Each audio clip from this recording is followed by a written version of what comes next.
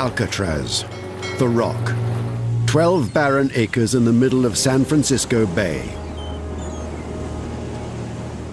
In 1934, it seemed a perfect place for an escape-proof prison for America's worst criminals.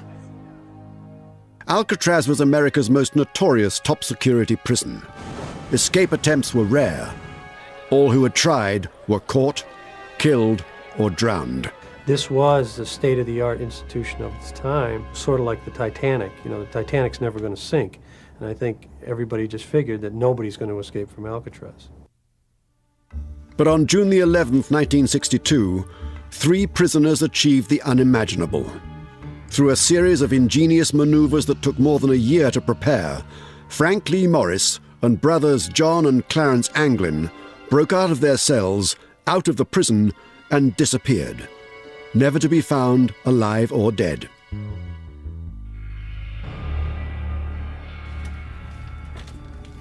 It's still a mystery whether they survived or drowned. Some say they are living. Sightings have been reported in southern Georgia, in Florida, and South America. The case is still open some 40 years later. Their story began on August the 11th, 1934, when the old military prison located on Alcatraz Island was reopened as a federal penitentiary. Alcatraz is ready. Machine Gun Kelly, just sentenced to life imprisonment, will be among the first tenants. They were going to put the bad, the worst there. So it was supposed to be an escape-proof facility. The men that were kept at the Alcatraz facility of the Bureau of Prisons were those who had made numerous escapes or escape attempts from other facilities. Before long, its walls contained some of America's most notorious criminals, including Al Capone, Machine Gun Kelly, Nicky Cohen, and Robert Stroud, the infamous Birdman of Alcatraz. You have to think of Alcatraz as the top of the pyramid. Alcatraz was designed to hold the biggest behavioral problems. They had killed somebody, knifed somebody, or they'd had a history of escapes. So it was really the prison for the men who had the worst behavior in other prisons. The maximum capacity of the prison was 600, but Alcatraz rarely exceeded 250 prisoners. It boasted the highest ratio of guards to prisoners.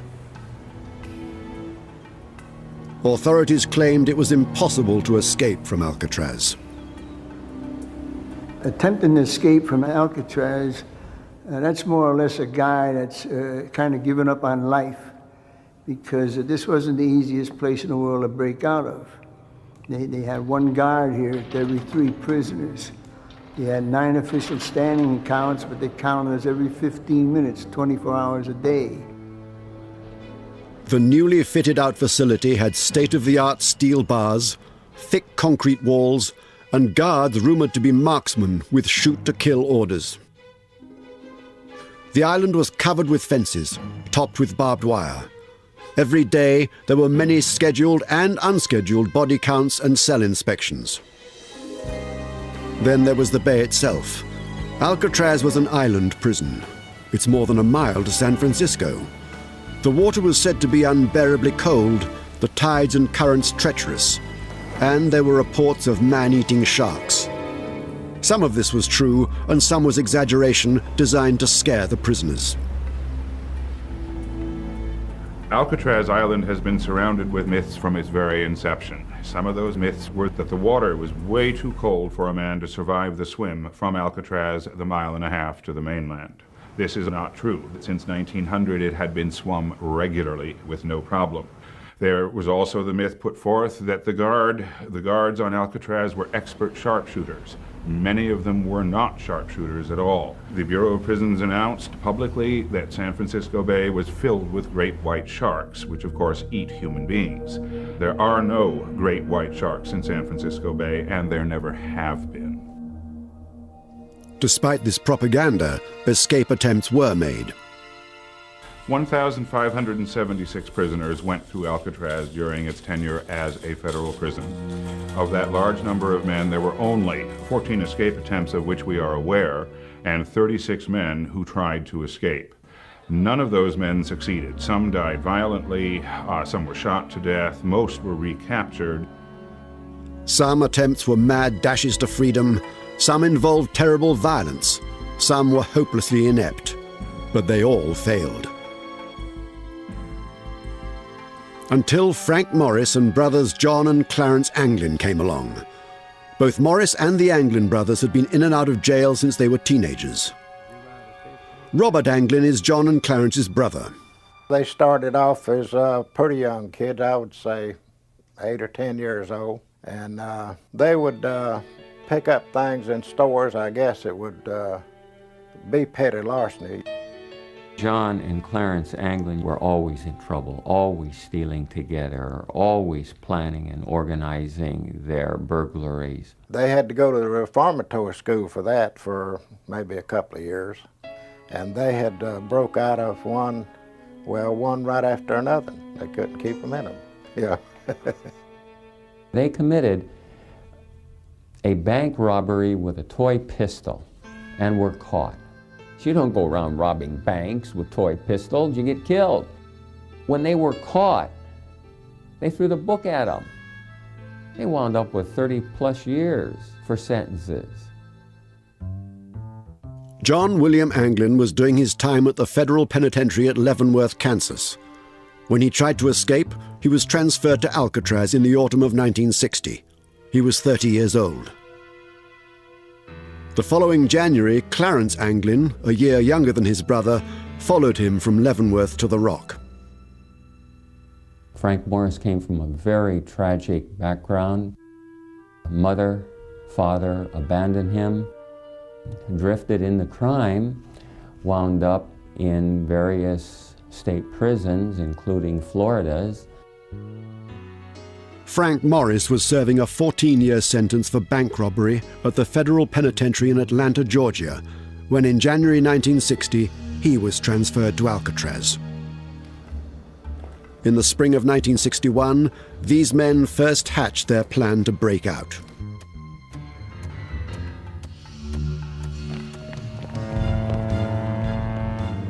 But it was more than a year before they made their escape. The plan to break out of Alcatraz was actually made by 4 men: Frank Morris, John and Clarence Anglin, and another prisoner named Alan Clayton West. West had been in Alcatraz since June 1958 and had spent a lot of time in solitary confinement. Alan Clayton West is an enigma in the entire escape. He is the man who claims he planned this event. West was the key to the escape. Prisoners at Alcatraz were entitled to food, clothing, shelter, and medical attention. A prison job was a privilege to be earned. West had a job. Alan West was a maintenance orderly, and this was a perfect position because he started out painting the cell house, which put him up on scaffolding, which put him in different cells and around the cell block, and he was able to see that there was a vent that he thought that might be vulnerable and that he could maybe get out of that ceiling vent. While cleaning the top of this cell block in the spring of 1961, West discovered this narrow ventilator shaft to the roof. Although it was covered with bars, finding it marked the beginning of the plan. The 4 conspirators had cells near each other, West next to Morris and the Anglin brothers next to each other a few cells away. The location of their cells on the main floor of the cell house in B Block is critical to the way this escape would go down. The proximity of the cells one to another made it quite possible for them to have direct communication between themselves at any time of the day or the night. First, West told Morris about the shaft. Morris then invited the Anglins in on the plan.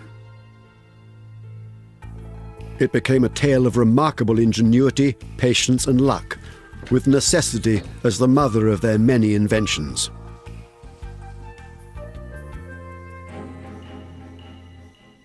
Behind those cells was a rarely used utility corridor filled with a maze of pipes. Once they were in this narrow passageway, it was an easy matter to climb the 3 stories to the top of the cell block. From there, they hoped to escape through the narrow ventilator shaft onto the roof, and from the roof off the cell house and down to the water and off the rock. But first, they had to find a way out of their cells. The only way they could get into the utility corridor, which was behind their cells, was to excavate, that is, make bigger, the vents that already existed in the back of each cell. The vents were only a few inches high and wide. The grills were buried in 8-inch thick concrete. To break through, they started with simple implements, whatever they could lay their hands on. At one point, they even made crude power tools. They also had to conceal the noise of their chipping away at the concrete. One theory is that they worked while other inmates practiced their musical instruments. Every night after dinner, the musicians were allowed to play for approximately an hour and 15 minutes. There were accordions, saxophones, trumpets, guitars. I mean, it was just a cacophony of noise. A former prisoner, Whitey Thompson, provides another explanation. He was on the same cell block as West, Morris and the Anglins, and says ongoing construction in the cell house also had covered the noise they were making. The maintaining guards was knocking out a wall over an A block to make it bigger, to make it into the records office. Them jackhammers, when they're knocking out that wall, I mean, that sound was deafening. And under cover of the same noise, Morris and the England brothers were going through the backs of their cells with these little homemade chipping hammers. Finally, after several months, they were able to squeeze their bodies through. The excavation of the vents in the back of the cells they concealed by making fake vents out of cardboard. These vents were painted with the colors of the cells. So once the men would leave their cells at night, they could conceal their exit with this fake vent. Well, they had to be very careful about leaving their cells. There always had to be one man watching.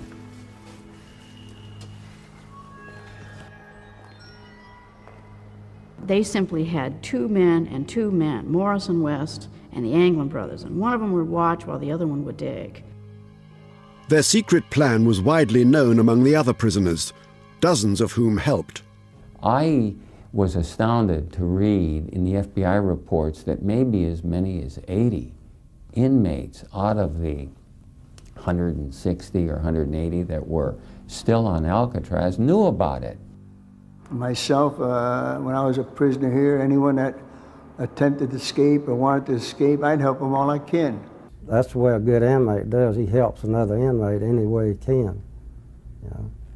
So whether you want to go or not, if you can help him, you'll help him. But even if the 4 prisoners could break out of the cell house, they had a much bigger problem: how to get off the island.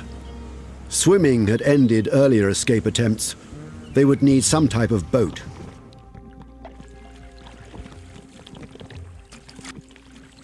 They found the solution in the prison library. In this issue, a popular mechanics magazine still kept in the Alcatraz archives, the men found an article explaining how to construct life jackets and an inflatable raft.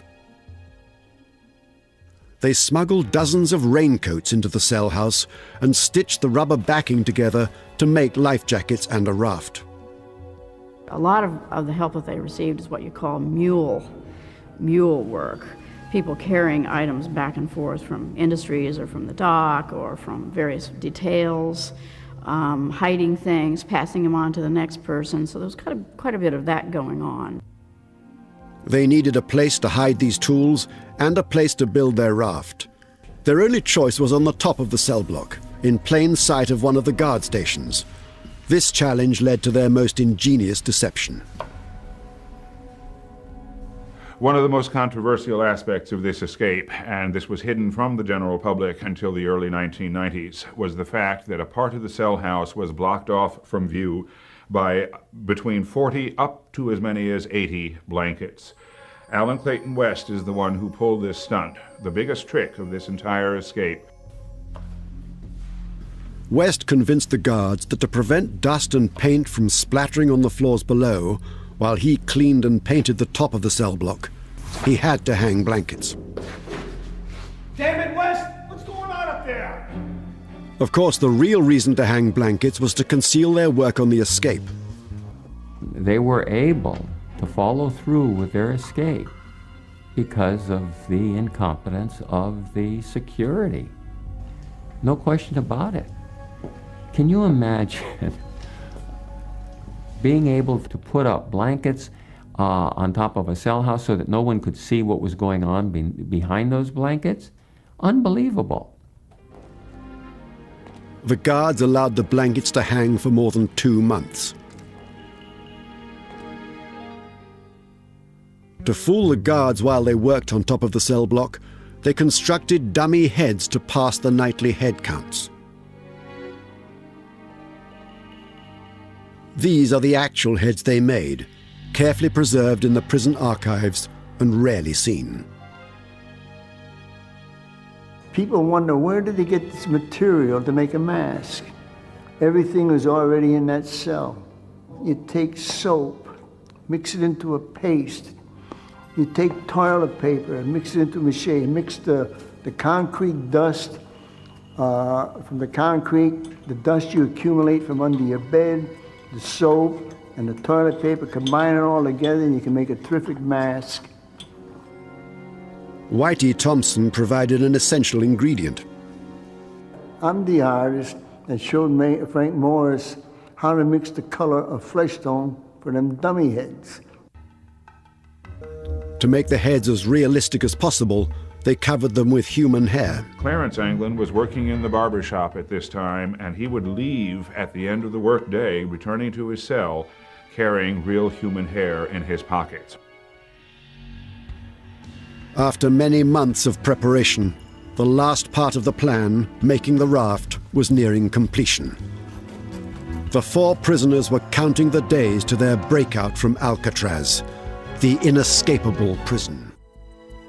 In early June 1962, gradually, piece by piece, the last tools and parts of the raft were smuggled into the cell block. The time to make their move was near.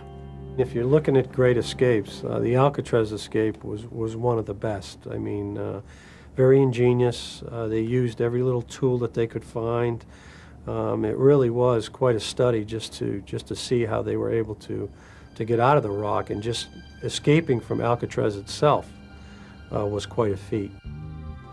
Completing the raft that would protect them from the icy waters of San Francisco Bay was one of the last hurdles remaining between the prisoners and freedom. The raft measured 14 feet by 6 feet, and it was a very big raft, in other words. It was made out of between 40 and 80 raincoats that were waterproof, and it was successfully sewn down in the shops. And then it was taken to the top of B Block, where it was patiently, very painstakingly assembled over a series of weeks. Luckily, the prison kept no inventory of their raincoats and didn't notice their disappearance. On Monday, June the 11th, 1962, Arthur Dollison, the associate warden, was on duty. His daughter, now an Alcatraz historian, remembers the day. I was a 15-year-old kid. We had moved back to the island because my father became the associate warden. And beginning about the 1st of June, Warden Blackwell went on a vacation. And my father became the acting warden, and he was still acting warden when Morris and the Anglins left. And the night of the escape, we were all watching television down in our apartment on the island. After lights out at 9:30 p.m., the 4 prisoners began their escape. They're in their cells. They've got to get everything organized. They've got to get through those openings. They've got to get up to the top of the cell house. Then they've got to literally punch that ventilator out. Each man set his dummy head in place and propped up his blankets to resemble a sleeping body. One last time they squeezed out of the back of their cells. One last time, they set their fake grills in the holes behind them. I knew they were going that night. Well, the word was out they should be going that night, and we were listening for it. I can hear them working their way out into the tunnel that's in between the cell blocks. They met in the utility corridor and began their climb to the top of the cell block. But only 3 men were in the narrow passageway. Alan West was struggling to break out of the back of his cell. He couldn't get through his opening. There was a steel bar that he hadn't anticipated. West had never fully excavated the vent hole. I could hear him going up, climbing on the plumbing towards the ceiling of the cell block. And while they were going up, one of them dropped the bar. I heard it fall, cling, clang, bang, hitting all them pipes as it fell all the ways down. And when you've been in prison a long time, you get to know every single sound in prison. We heard that bar fall. It just jumped right out. And the moment it fell and I could hear it, I looked over to the gun rail at the guard over there, and he didn't bat an eye. I know he heard that sound, but he didn't bat an eye. Whitey is not the only one to question that the guards knew about the escape and did nothing to stop it. When we went out there to visit Alcatraz, they showed us the route they took, you know, in between the walls where all the plumbing was. And I don't know how they could do all of that without, you know, somebody hearing it, the noise.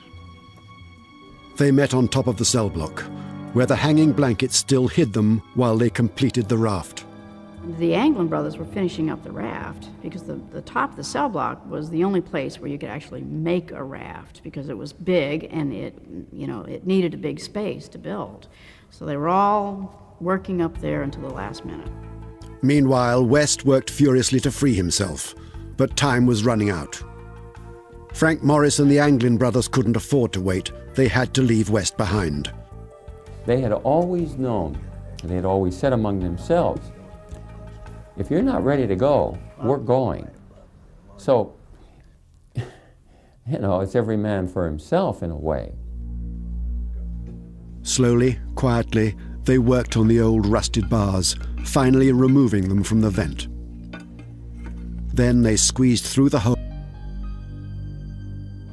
Once they got up on the roof, I could hear the muffled sound of them going across that roof, like a muffled sound, almost like a little vibration, but you could feel it and as well as hear them going across that roof.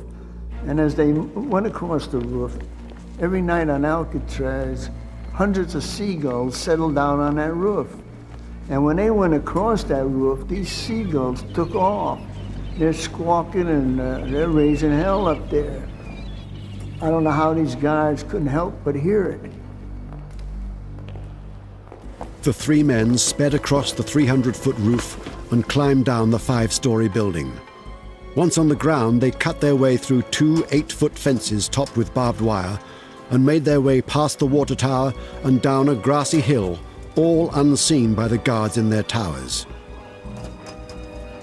And there was found an imprint of a raft measuring 14 feet by 6 feet, and the men had obviously gotten in this raft and gotten off the island.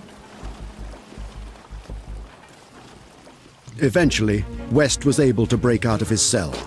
He scrambled through the ventilator shaft onto the roof, but he was too late. The others had gone. The man who came up with the original escape plan waited on the roof until dawn, when he returned to his cell in despair.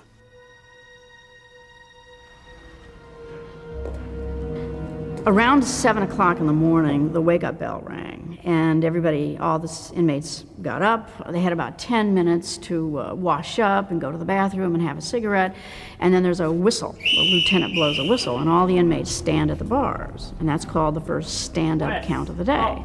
Well, obviously, the dummies didn't stand up. Morris! When neither Anglin brother nor Frank Morris stood up in their cells, the guards had to investigate. He stuck his hand in there to push one of their heads to wake him up. Get up! And the head rolled over on the floor. The guard jumped out quite a ways when that head rolled on the floor. Arthur Dollison, acting warden, got the call. His daughter speaks of that morning. There was a phone call that came to my house, and my dad told me later that he reached to the phone with dread because he just had a bad feeling. And when he picked up the phone, they said, "We've got 3 dummies in the cell house." And they meant that literally. He rushed out of the house, and then the next thing that happened is that there was a siren. The alarm could be heard everywhere on Alcatraz Island. Once the acting warden arrived, the investigation began immediately. Because of the hole in the back of West's cell, the questioning began with him. Alan West had to acknowledge that he was part of it because there was this huge opening in the back of his cell. And so, of course, he was brought in, and he appeared to cooperate. I mean, there was nothing else he could do. He provided some details, and he did not provide certain details. He told them what was safe to tell them, and that would not jeopardize the chances of the others. Dozens of Alcatraz guards searched the island from top to bottom, from the cell house and prison roof to the power station and workshops. They combed the grounds under the water tower and all along the shoreline. They circled the island to look for bodies and to check the numerous waterline caves where men could hide. While the guards hunted, the other prisoners were held in their cells waiting to be interrogated. They talked to all those guys. You couldn't get no one to talk on Alcatraz. None of these guys would ever talk. At the same time, the dragnet was rapidly expanding. The search was supposedly one of the largest manhunts since the Lindbergh baby kidnapping. And it was an air, land, and sea search. The Coast Guard put out 3 cutters and aircraft, all the local police, the FBI, of course, were called. When the federal agents arrived, they were amazed at what they found. The first questions that arose is, what the dickens are those blankets doing up there on top of B Block? But what the FBI found behind the blankets was even more shocking. It literally looks like a hardware store up there. Every sort of a tool that you could imagine had either been constructed or literally stolen from the shops or elsewhere on the prison. All the detritus necessary for a very carefully planned and complicated escape. These tools are the actual ones the prisoners used. They're held in the prison archives and are rarely seen. In addition to all this equipment, the search turned up some clues to help piece together the true story. Well, we know that the men actually built 2 rafts. One of them was found, apparently left behind for Alan Clayton West. It was a smaller raft. It was not so well built. There was a life preserver left on top of the cell block. There was a paddle left on top of the roof. The life preserver that was found on top of the cell block was West's. They did not need a 4th life preserver. So they left that behind for West in case he got out. The investigators doubted the 3 men could make it ashore on a flimsy raft made of old raincoats. However, as no bodies were found, the FBI operated on the assumption that the prisoners did in fact make it to land. Word of the escape was quickly picked up by the press. It was a very big story, and hundreds of leads poured in. I remember the national press that was involved in this, the big FBI manhunt. Their pictures were all over every single paper, probably around the world. 2 days after the escape, the search uncovered something in San Francisco Bay. The first thing that was found was a paddle. It was floating between Angel Island and Alcatraz.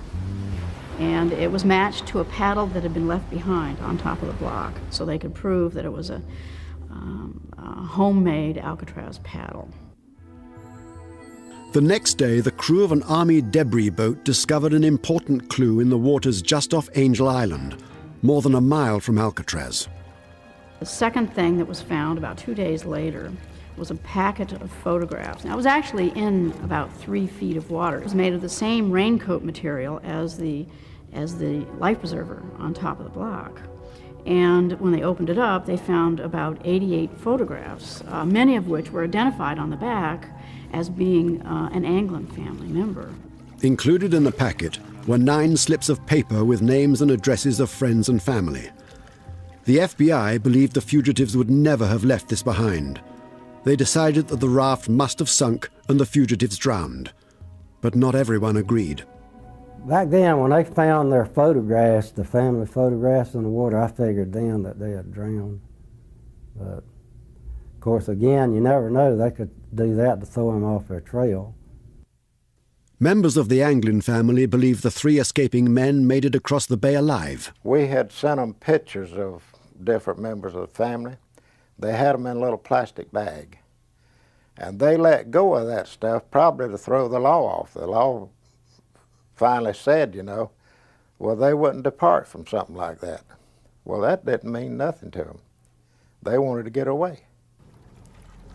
I think they made it. Over the next few weeks, more confusing clues were found. 1, then 2, then 3 of the life jackets the men were wearing on the night of their escape floated and appeared in San Francisco Bay. One of them just off the shore of Alcatraz Island, one of them out beyond the Golden Gate Bridge, and another one closer to Angel Island. But their big raft was never found, nor were their bodies. The FBI then turned their attention to the fugitives' families, especially the large southern family of John and Clarence Anglin.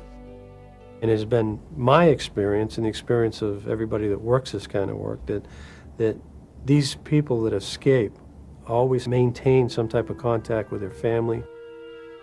The Bureau began surveillance of the Anglin family members, most of whom lived in Ruskin, Florida, a fishing community on Tampa Bay near the Gulf of Mexico. They were pretty often coming out to our house to talk to different members of the family. Had we seen them? Had we heard from them? And hundreds of more questions. The mail had been watched, you know, also for a number of years probably by the FBI, thinking that they might make some kind of contact with us, you know. For 15 years, the FBI searched for Frank Morris and John and Clarence Anglin, chasing leads in America and abroad. They continued to watch family members. Nothing of significance ever turned up. 15 years after the Anglin brothers and Frank Morris escaped from Alcatraz, the FBI still had not found them or their bodies. In 1977, the U.S. Marshals took over the search. One of our significant core missions in the Marshal Service is our Fugitive Apprehension Program. And that basically is we look for individuals that are wanted by the federal court. Those that have escaped, that's our bread and butter, that's what we've been doing for years now. But could men like these really avoid capture for 40 years and disappear without a trace? Frank Morris and the Anglin brothers had such a criminal history going back to their childhood, and many, many escapes and escape attempts. They got in and out of trouble of all kinds of reasons during their entire lives. So the question has always arisen in my mind, could these 3 individuals get away and stay out of trouble for all these many years since then? Once you escape from Alcatraz, you go underground, and that's it for the rest of your life. You simply become part of the woodwork. You're ordinary.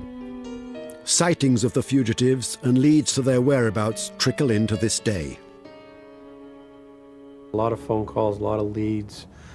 Some were good and some were the typical one where I just saw somebody who looks like him in a 7-Eleven, or I saw somebody passing me by in a vehicle. But there were a couple, 2 or 3 real good ones that we ended up following up. This mystery has hung around for 38 years.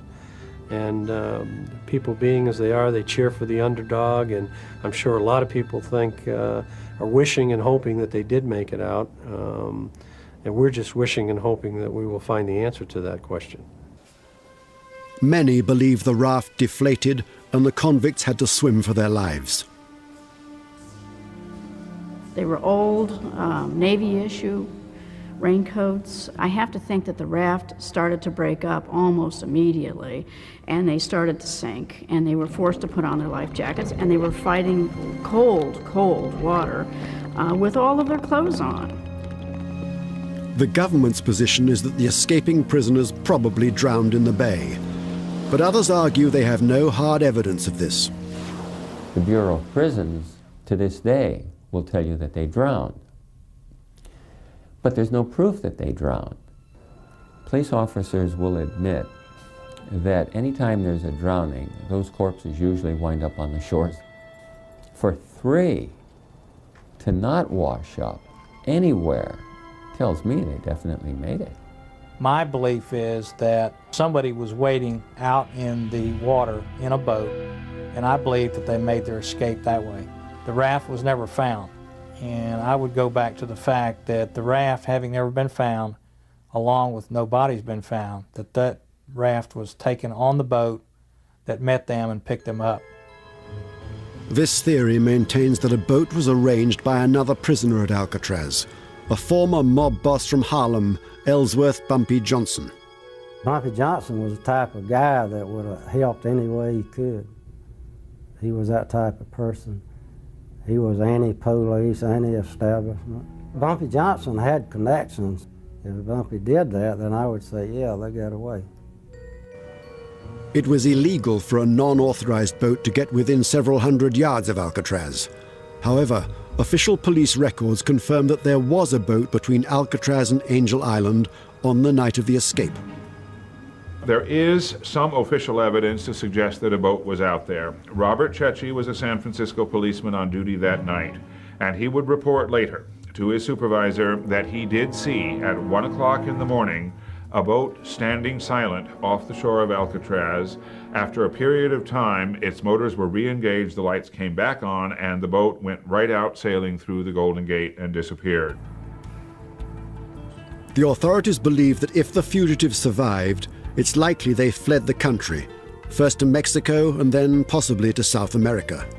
These men had studied Spanish while they were in prison during the course of the 9 months they planned this escape. The men did plan from the very beginning to escape down to South America, where they figured they would be fairly secure from discovery. A search of Alan West's cell turned up a map of Mexico torn out of a road atlas. The question has been asked many times about just where did these 3 individuals go after they escaped. Brazil would be one of those countries that you could go to and there's no extradition. A lot of criminals who have gone to Brazil to escape American authorities in the past. The marshals had good reason to suspect that this is exactly what Morris and the Anglins did. Another individual out in Texas came up with information that her grandfather had pointed out to her one of the individuals who had escaped successfully from Alcatraz and was looking for paperwork to get out into a foreign country. One of the most promising leads involved a former friend of the Anglin brothers who reported seeing them in Brazil in 1975. Art Roderick was directly involved in the investigation and interviewed the informant himself. This one seemed to be pretty good based on the fact that he had known them previously and wasn't just identifying them off, the pictures that we had. So those are always the best leads, friends or family members. There was a lead that was chased down in Brazil. We were told again by a tipster that they had in fact seen these individuals at a bar in Brazil. We pursued that to the point where a deputy did in fact go to Brazil and find this bar and did some interviews down there without any results. In 1989, a promising lead started one of the most peculiar escapades in the continuing manhunt. The informant was a woman the authorities called Kathy. There were anonymous tips called in, and one of those was forwarded to our office here in Tallahassee. It was with a description of where a house and a trailer located outside of Marianna, Florida, was located. That there were 2 people living there that was believed to be Anglin and possibly Frank Morris. Marianna is in northern Florida, near the Georgia and Alabama state lines. For several weeks, U.S. Marshal Mac McClendon drove around back roads hunting for the fugitives. That lead led us through half the county, and we did not find the place we were looking for. The individual who provided these anonymous tips had knowledge that most people would not know unless they were familiar with the case, familiar with the Anglin brothers. In spite of all the tip-offs and searching, they have never found the fugitives. Some cite a great deal of circumstantial evidence suggesting the fugitives survived. Over the years, the Anglin family has received numerous unexplained letters and postcards, especially at birthdays and holidays. And every Mother's Day until her death, John and Clarence's mother received flowers from an anonymous source. There have been other incidences, mysterious telephone calls that have persisted from 1962 all the way to this very day. And then there's the story of the funerals of the Anglin parents. These may just be rumors, but they're widely told and believed. In 1973, their mother died. We know that at the funeral for Rachel Anglin, the mother of the two Anglin brothers, we know the FBI was there attending this service, and we know that two tall women, unusual looking and very tall, showed up. They were in long dresses, heavy makeup, said not a word to anyone, and disappeared long before any of the FBI agents who were there at this same service could question them. If Frank Morris and the Anglin brothers were still alive today, what would they look like? The History Channel asked the National Center for Missing and Exploited Children to use its unique computerized age enhancement process to see how the famous fugitives might look today. Art Roderick, the U.S. Marshal's Chief of Investigative Operations, has hunted these men for many years and helped the engineer. The computer technician copies aged facial features and pastes them into the new profile to suggest how the men would appear now. So what you have is like a file in there with a bunch of noses, and you pick the one that's closest to the original mugshot of Frank Morris. Right. And then pull it up and then, okay. Morris was 35 years old at the time of the escape and would now be in his early 70s. It's startling to watch John Anglin age from his early 30s to his late 60s. Clarence Anglin's image goes through a similar transformation. This is what he might look like if he was still alive today. Hopefully, this will assist you guys in your efforts to try to locate these three escapees. Looks fantastic. It'll definitely generate some phone calls. After some 4 decades, there's still no consensus regarding the fate of these famous fugitives.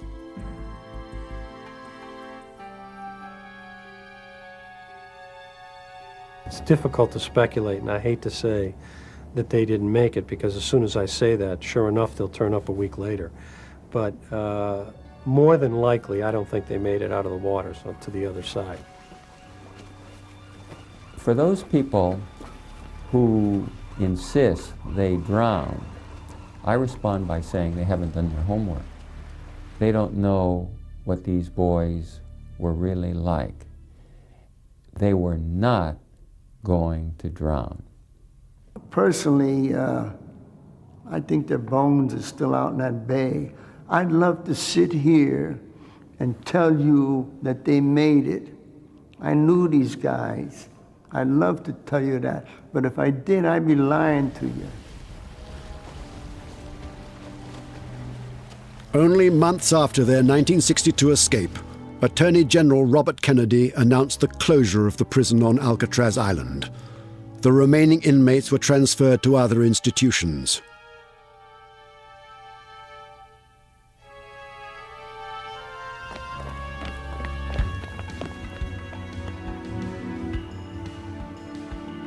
Now Alcatraz, the escape-proof prison, stands empty in San Francisco Bay and has become a tourist attraction.